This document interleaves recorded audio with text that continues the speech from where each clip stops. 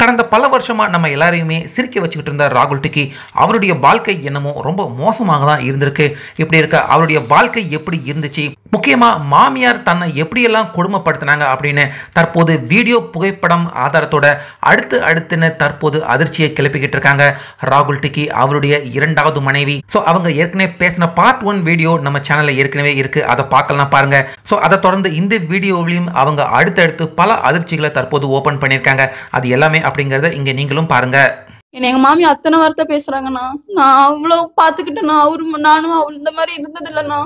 நானும் அவருக்கு ரொம்ப இஷ்டம்னா உண்மையாலுமே எங்க போனாலும் சொல்லிட்டே இருப்பானா, என் கூடவே வருவானா.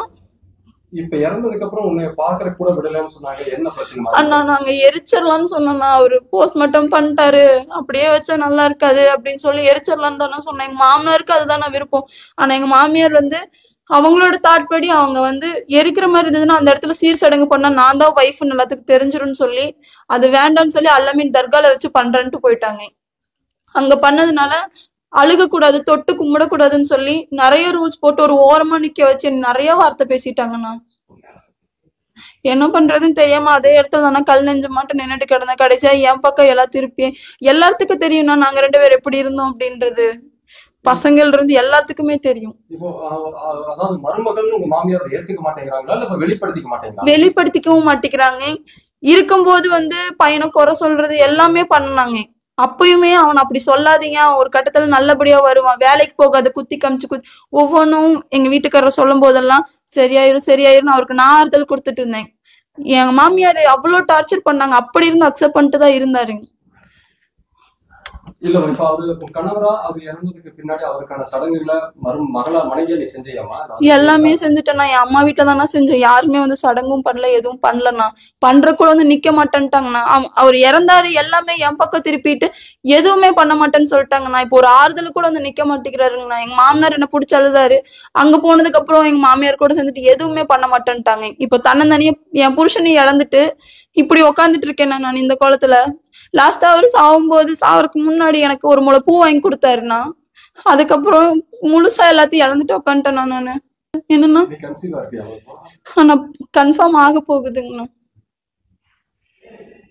அதையுமே சொன்னாருங்கண்ணா. எங்க மாமனார்ட்ட தான் சொன்னேன், அவன் போயிட்டான், கன்ஃபார்ம் ஆக போகுது, நான் என்ன பண்ணுவேன், தங்குச்சுன்னா நான் என்ன பண்ணுவேன் அப்படின்னு சொன்னதுக்கு எங்க மாமியார்ட்ட போய் எங்க மாமனார் சொல்லிரு அது தப்பா பேசிட்டாங்கண்ணா. அதே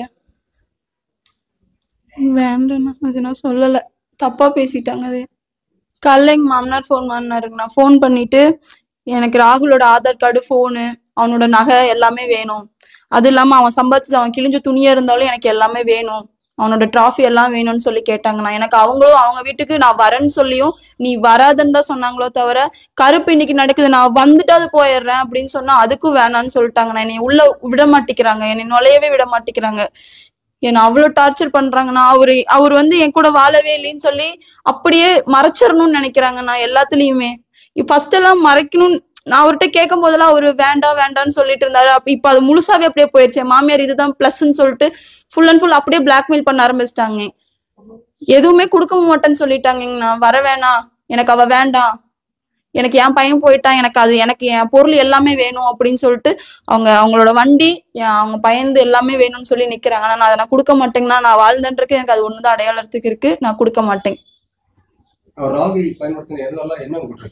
அவனோட ட்ரெஸ்ஸிங், அவரோட டிராஃபி, இது மட்டும்தான் என்கிட்ட இருக்கு. இது எல்லாமே வேணுங்களாமா, எனக்கு எல்லாமே வேணும்.